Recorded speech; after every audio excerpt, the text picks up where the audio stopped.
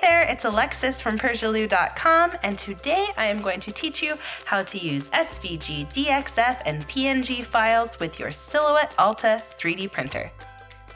Step 1 is to download the Silhouette Studio software, which is the free software for Silhouette's cutting machines, the Cameo, Curio, and Portrait.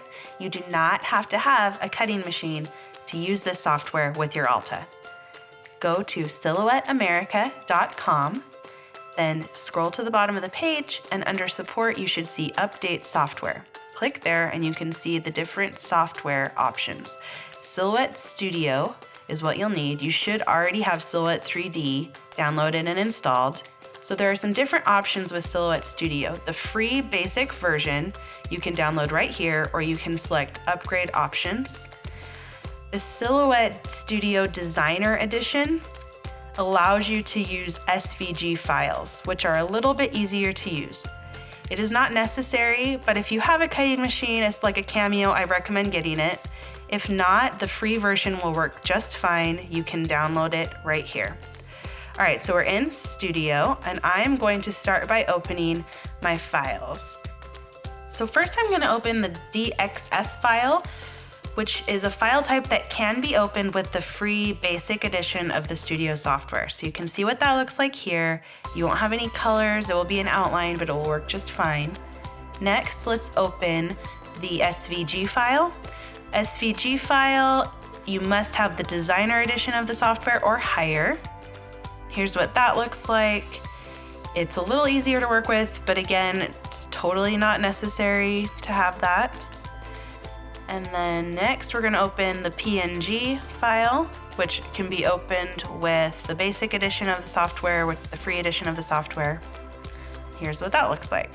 Okay, so the difference between the PNG and the SVG, which might not be immediately evident, is that the PNG or the JPEG or any image file does not have built-in cut lines. You can see that if I go here to the Send tab, and then I'm going to click on the design, and then click on Cut, and you'll see it adds the cut line around the outside of the image, not around the thing itself. So that's not going to give us the actual design if we try to import it into the 3D software, so we'll have to do a little work there. In contrast to that, you can see with my SVG here, if I go to the Send menu and click on the design and then click Cut, you can see the cut lines are built into that file type. So the SVG is all ready to go. I don't have to do anything with it. Okay, next let's look at the DXF file. And if we go to the Send menu, you can see just like the SVG, it already has the cut lines built in, so it is ready to go. However, unlike the SVG, you can see that the DXF file, all of the pieces are individual pieces. It's not combined into one design, and that can cause issues when we try to import it into the 3D software. So click and drag to select all of the elements of your design. And then we are going to go to this menu right here, the Modify panel. And then you are going to want to select Make. And that will turn your design into one compound path. Now, if you want, you can fill it in with color, and you can see it's basically exactly like the SVG file at this point. Okay, so our DXF and SVG files are ready to go. Let's go back and look at our PNG file. To get this PNG file ready to send to our 3D software, we first need to use the Trace tool. So start by opening up the Trace panel here, and then click on Select Trace Area. Next, click and drag around your design, and then you can adjust the threshold if you like. You want the yellow to fill up every part of your design. This works best with a black and white design with high contrast. Then click Trace. Now you have the cut lines. You can remove the PNG part of the file, delete it. And then just like we did with our DXF file, we can add color to this design if we like, and it's basically exactly like our SVG. Okay, so all three of our files, our DXF, our SVG, and our PNG, are ready to go now. So let me show you how I use this design to create a little piñata keychain. First thing that you need to do is to make a copy of your design.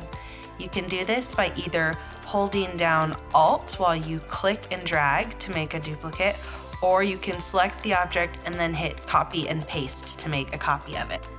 So the reason I made a copy is I want to make a background layer to go behind this layer that will give it that three-dimensional kind of embossed look when I import it into the 3D software. So to do that, I'm going to click on one of the copied designs, and then I'm going to go to Object, Release Compound Path, and that will separate the piñata design into all of its little pieces. And I'm going to delete everything except for the outline shape. Then I'm gonna change the color of that just to make it easier to see. It doesn't really matter what color you do. And I'm going to place that behind the original piñata shape. Next, I'm going to scale my design down to the size that I want the finished keychain to be. You can see the size in inches around your design as you scale. Next, I'm going to add the loop or hole where the keychain will join to my piñata design. To do that, I'm going to click on the shape menu, select the ellipsis tool, and then hold down Shift to make an even circle shape.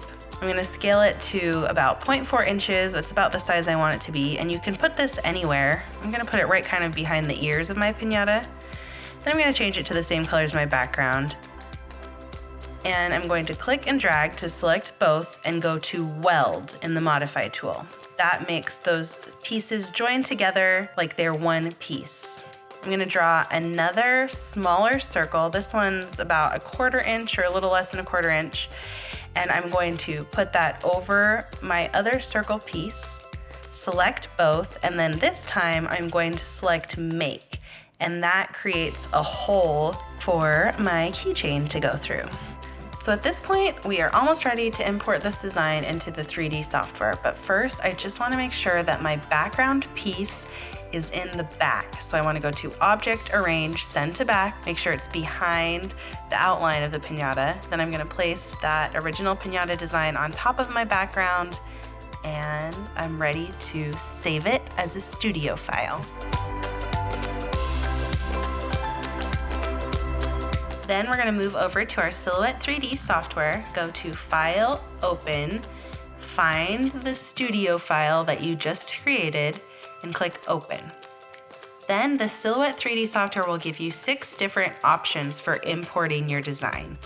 I'll explain more about the different options in the future, but just know you can do cookie cutters, jewelry boxes, stencils, and there's just lots of cool things you can do with it. But today, for this project, we are going to choose extrusion.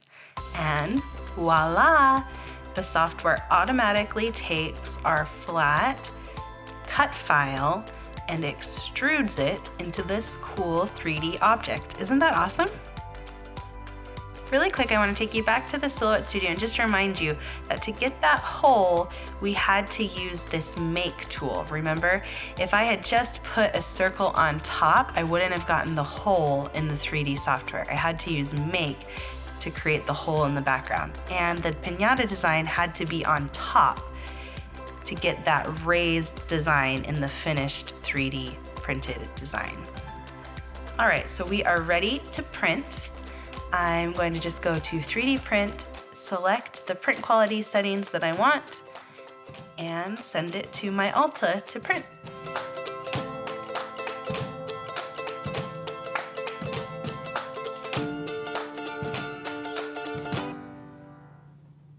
we go. 2, 3, 4.